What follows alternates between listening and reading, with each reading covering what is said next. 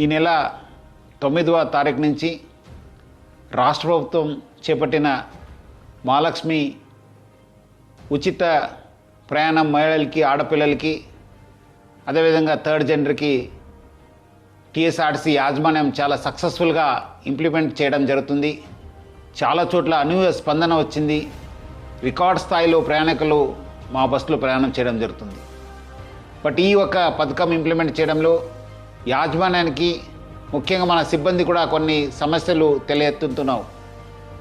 ముఖ్యంగా చాలామంది మహిళలు తక్కువ దూరంకి వెళ్ళే వాళ్ళు కూడా మన ఎక్స్ప్రెస్ బస్సులో ఎక్కి దూర ప్రాంతం వెళ్ళే ప్రయాణికులకి ఇబ్బంది కలిగించే విధంగా ప్రయాణం చేస్తున్నారు.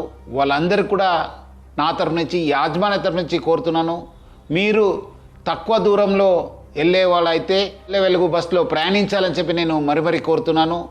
అదేవిధంగా కొంతమంది మహిళలు స్టేజ్ కాకుండా మధ్యలో, రోడ్ మధ్యలో ఆపడము, లేదంటే ఎక్కడ కావాలో అక్కడ ఆపండి అని చెప్పి అడుగుతున్నారు. దీనివల్ల కూడా చాలా దూర ప్రాంతంలో వెళ్ళే వాళ్ళు కూడా చాలా ఇబ్బంది కలుగుతుంది.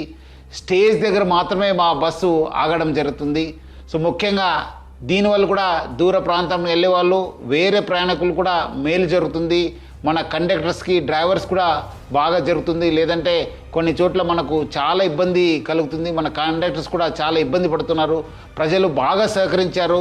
వాళ్ళందరూ కూడా నా తరపు నుంచి, యాజమాన్య తరపు కూడా ధన్యవాదాలు తెలుపుతున్నాను.